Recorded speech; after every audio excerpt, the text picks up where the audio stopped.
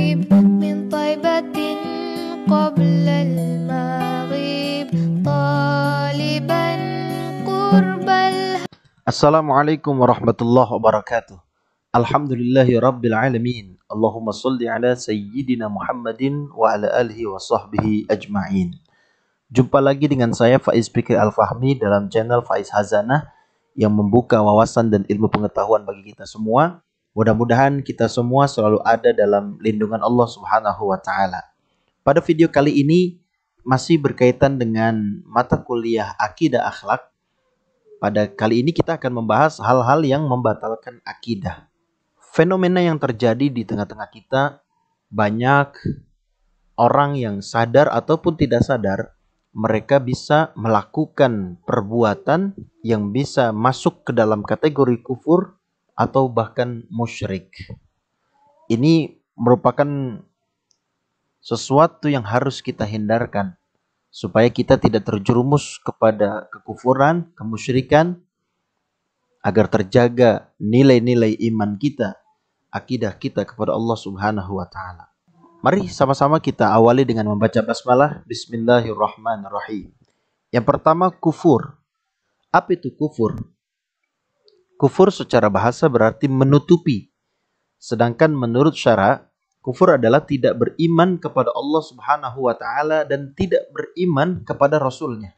Artinya orang yang ditutupi oleh Allah mata hatinya sehingga dia tidak melakukan sehingga dia tidak beriman kepada Allah Subhanahu wa taala. Kemudian jenis kufur. Kufur ada dua jenis. Yang pertama kufur besar dan yang kedua kufur kecil. Mari kita bahas satu persatu. Yang pertama kufur besar. Nah, kufur besar ini bisa mengeluarkan seseorang dari agama Islam. Mari kita bahas satu persatu. Yang pertama, kufur besar. Kufur besar bisa mengeluarkan seseorang dari agama Islam. Mari kita bahas satu persatu. Yang pertama, kufur besar. Seorang yang melakukan kufur besar, dia bisa keluar dari agama Islam. Ciri-cirinya, yang pertama adalah kufur karena mendustakan Allah Subhanahu wa taala. Orang-orang kafir yang tidak mau percaya, tidak beriman kepada Allah, mereka mendustakan adanya agama, mereka mendustakan adanya Allah, ya, mereka adalah orang-orang yang keluar, orang-orang yang ditutupi hatinya. Ini adalah orang yang kafir. Kemudian yang kedua, kufur karena enggan dan sombong.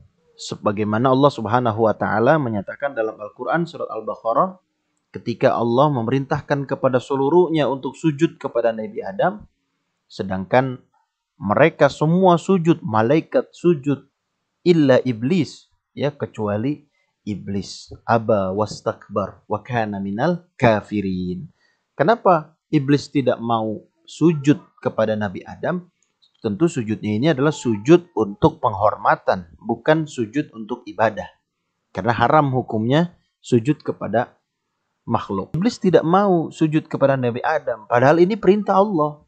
Kenapa? Karena iblis enggan, congkak, ya, sombong. Maka iblis ini termasuk orang-orang yang kafir, ya. Kemudian yang ketiga, ada orang yang kafir itu karena ragu.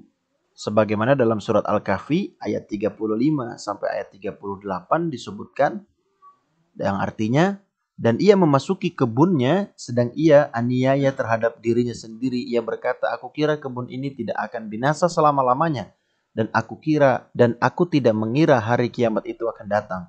Dan jika sekiranya aku dikembalikan kepada Robku, niscaya akan kudapati tempat kembali yang lebih baik daripada kebun-kebunku ini. Temannya yang mukmin kemudian berkata kepadanya, sedang dia bercakap-cakap dengannya, apakah engkau kafir kepada Allah yang menciptakan kamu dari tanah, kemudian dari setetes air mani, kemudian dia menjadikan kamu seorang laki-laki yang sempurna, tapi aku percaya bahwa dialah Allah Tuhanku dan aku tidak menyekutukannya dengan sesuatu apapun. Kemudian yang keempat, kufur karena berpaling.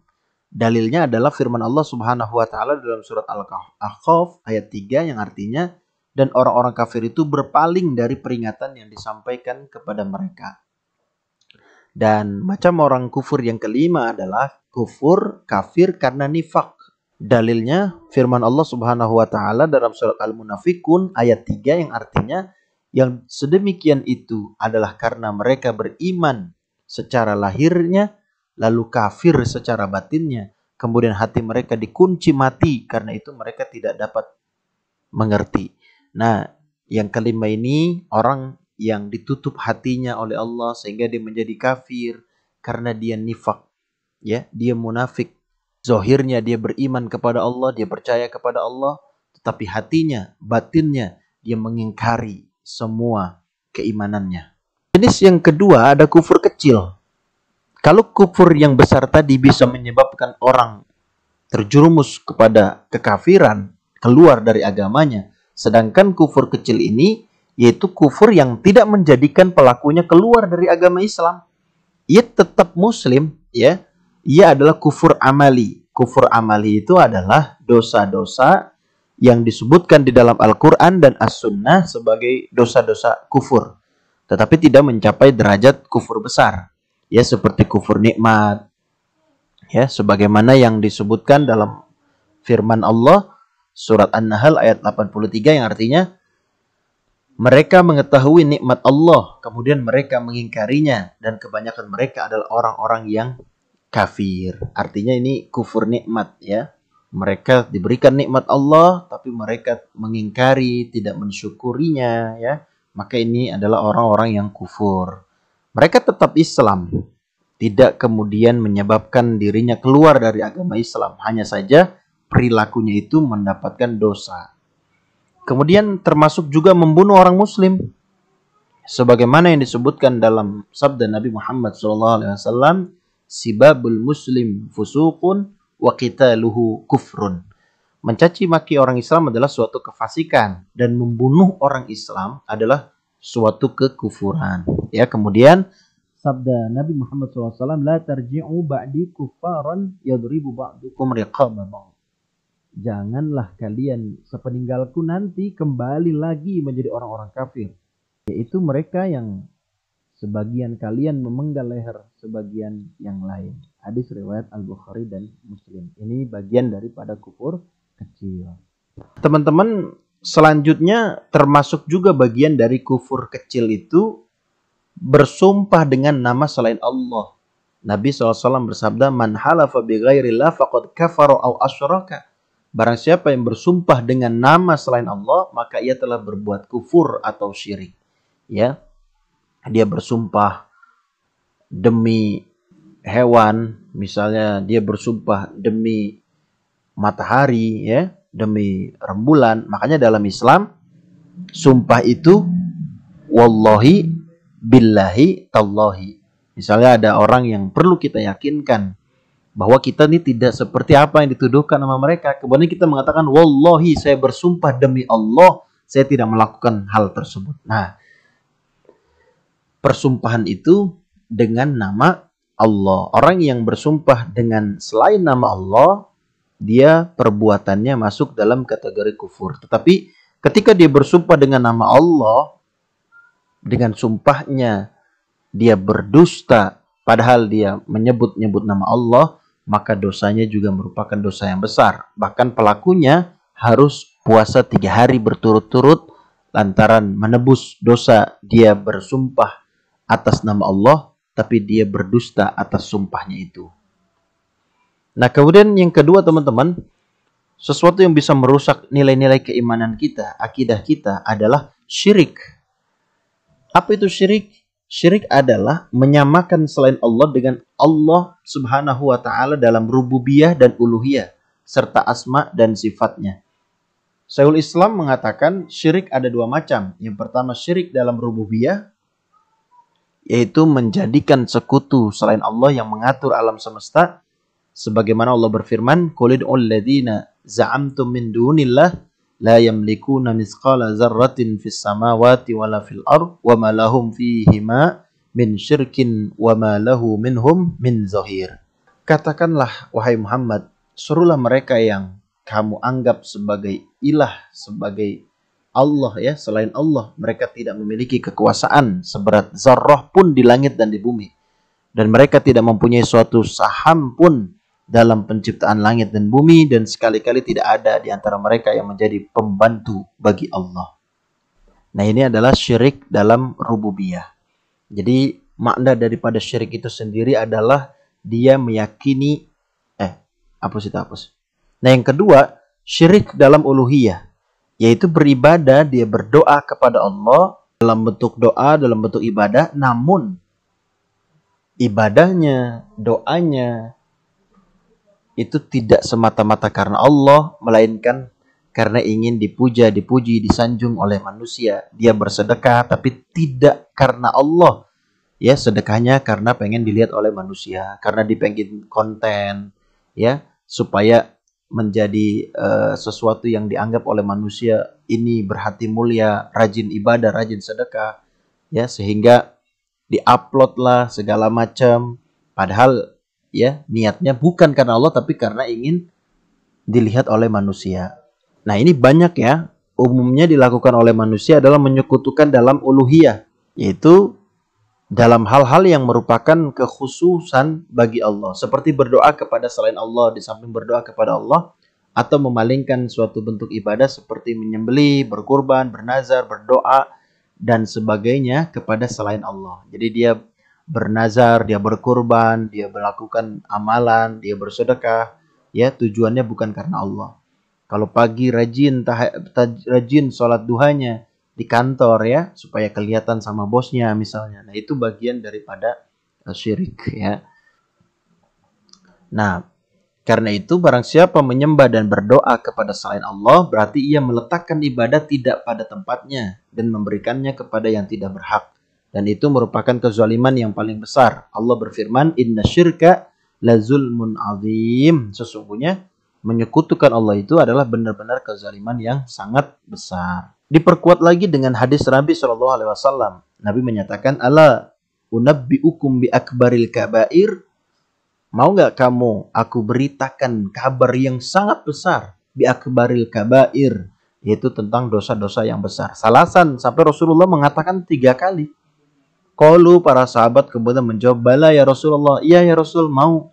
Qala, Rasulullah bersabda, "Al-isyraku billah." Ya. Yang pertama, dosa besar adalah al-isyraku billah, dia menyekutukan Allah. Wa uququl walidain, kemudian dia membangkang atau durhaka kepada kedua orang tuanya. Wa jalasa wa kana muttaqian faqala ala wa qulu zur, dan juga perkataan dusta, ya. Wa qulu zur, perkataan dusta, itu juga bagian daripada dosa besar. Ini Rasulullah SAW memberikan penjelasan bahwa dosa-dosa besar diantaranya adalah yang pertama al-isyraku billah, dia musyrik kepada Allah Subhanahu wa taala. Bahkan ketika dia percaya kepada sesuatu, ada kekuatan lain selain kekuatan Allah, ya. Dia percaya dengan zodiak, kemudian dia percaya dengan ramalan-ramalan, ya.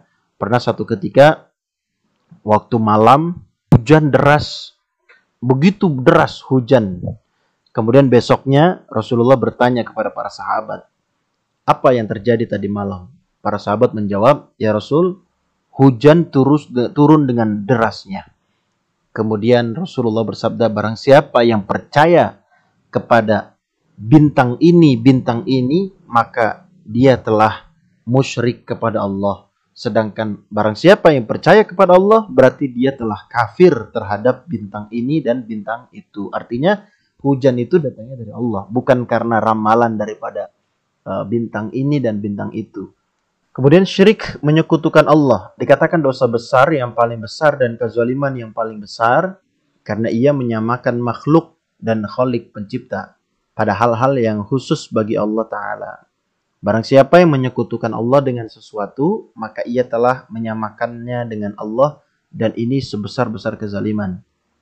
Ya, kita tahu zalim adalah meletakkan sesuatu bukan pada tempatnya. Apa contohnya?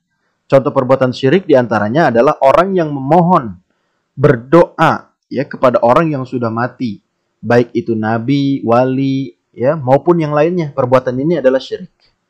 Jadi banyak praktek-praktek kesyirikan, ya, dia berziarah ke makam-makam wali misalnya, Dia bukan memohon kepada Allah, tapi mohonnya kepada wali tersebut. Nah, itu bagian daripada syirik. Dia meminta supaya rezekinya lancar, dia meminta agar hajatnya terkabul, tapi mintanya bukan kepada Allah, ya, mintanya kepada makam-makam tersebut. Nah, ini bagian daripada syirik. Lalu bagaimana caranya? Ya, kita berziarah, mengingat kematian, kita berdoanya kepada Allah dengan perantara wali ini. Sama seperti kita misalnya melakukan pengobatan. Ketika kita berobat, misalnya sakit kepala, lalu kemudian kita minum obat, lalu kita katakan, berkat doa ini, sakit kepala saya hilang. Nah, berarti dia percaya kepada obat tersebut yang menghilangkan penyakitnya, dan dia kufur kepada Allah. Ini bagian daripada syirik. Maka yang betul adalah berkat, alhamdulillah, ya, Allah menyembuhkan sakit kepala saya, gitu ya, misalnya gitu ya, berkat dokter ini, berkat obat ini. Nah, obat, dokter itu hanya perantara. Hakikatnya yang menyembuhkan adalah Allah Subhanahu wa taala.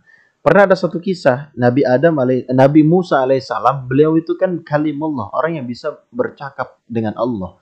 Suatu ketika Nabi Musa memohon kepada Allah karena dia ada penyakit gigi, ya, giginya sakit. Kemudian dia memohon kepada Allah, bermunajat kepada Allah. Akhirnya Allah memberikan jawaban dengan perantara rumput, ya, rumput kemudian diletakkan di tempat gigi yang sakit itu dengan izin Allah. Kemudian giginya Nabi Musa sembuh. Nah, tidak lama kemudian Nabi Musa sakit gigi lagi, ya, tanpa berdoa kepada Allah. Kemudian dia cari itu rumput, dimasukkan ke dalam giginya yang sakit tadi. Apa yang terjadi? Bukannya sembuh, malah makin bengkak. Kemudian bermunajat kepada Allah, ya Rob, ini penyakitnya sama, obatnya sama, lalu kenapa kemarin sembuh, sekarang tidak sembuh? Artinya apa?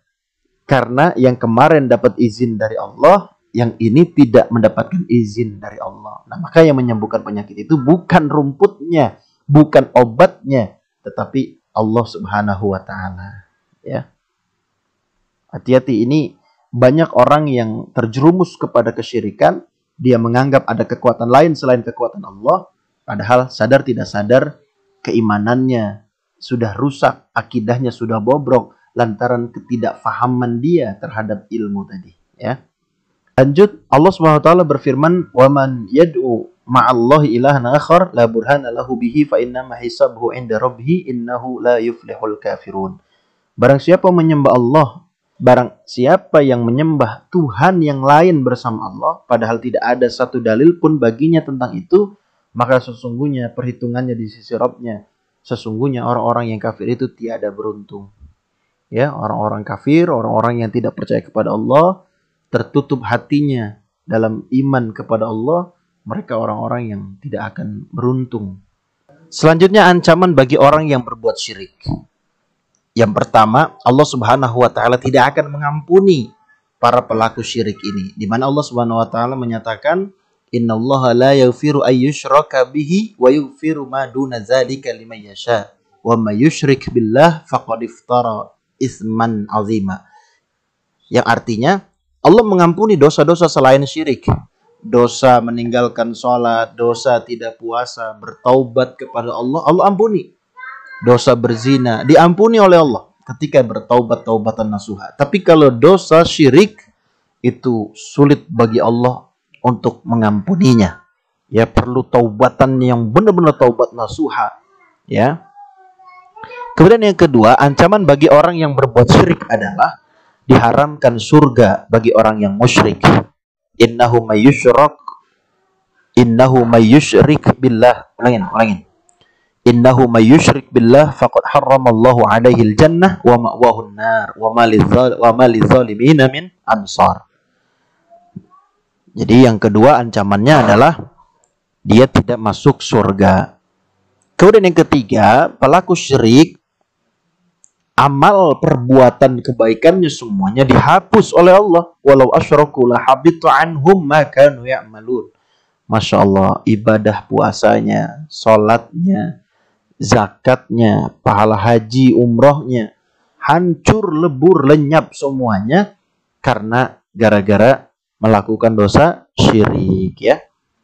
Datang ke dukun, percaya kepada dukun, kemudian percaya kepada zodiak, ya, itu bagian daripada kemusyrikan. Dan kemudian yang keempat, ancaman bagi pelaku musyrik adalah orang musyrik itu halal darah dan hartanya. Allah Subhanahu wa taala berfirman, "Faqtulul musyrikina haitsu wajadtumuhum wa khudhuhum wahsuruhum waq'udu lahum kulla marsad." Bahkan Rasulullah juga bersabda, "Umirtu an uqatilan nas hatta yashhadu an la ilaha illallah wa anna Muhammadar Rasulullah." Ya. Nah, ini ancaman bagi orang yang melakukan kemusyrikan, halal darahnya dan hartanya. Nah, kemudian jenis-jenis syirik. Nah, syirik itu ada dua, teman-teman. Ya, ada syirik besar dan ada syirik kecil. Ulama menyebutnya syirik jali dan syirik khafi, ya. Syirik besar dan syirik kecil. Syirik yang jelas dan syirik yang tersembunyi. Yang pertama, syirik besar adalah dia memalingkan suatu bentuk ibadah kepada selain Allah, seperti berdoa kepada selain Allah, mendekatkan diri kepada Allah dengan ada syirik besar, ada syirik kecil, atau syirik yang jali, ada syirik yang khafi, syirik besar dan juga syirik jenis syirik. Syirik itu ada dua jenisnya, yaitu syirik besar dan syirik kecil. Atau ulama menyebutkan syirik khafi dan syirik jali. Ya, syirik khafi atau syirik yang tersembunyi, syirik jali adalah syirik yang terang-terangan. Ya, terang-terangan dia menyembah kepada matahari, terang-terangan dia menyembah api misalnya. Itu syirik besar atau syirik yang jali. Ya, yang kita khawatirkan adalah syirik yang khafi, syirik yang tersembunyi. Meyakini ada kekuatan lain selain kekuatan Allah, kemudian meyakini adanya ramalan, ya, yakin kepada jin misalnya atau kepada dukun. Nah, ini bagian daripada syirik yang khafi, yang tersembunyi. Nah, ini bagian daripada hal-hal, ulangin. Nah, inilah teman-teman hal-hal yang bisa membatalkan keimanan kita, membatalkan akidah kita. Ya, kalau syirik besar, dia bisa, teman-teman, penjelasan mengenai hal-hal yang bisa membatalkan keimanan dan akidah kita. Semoga Allah melindungi kita, Allah jaga iman dan Islam kita terpelihara dari kemusyrikan, kesesatan yang tidak diampuni oleh Allah Subhanahu wa taala.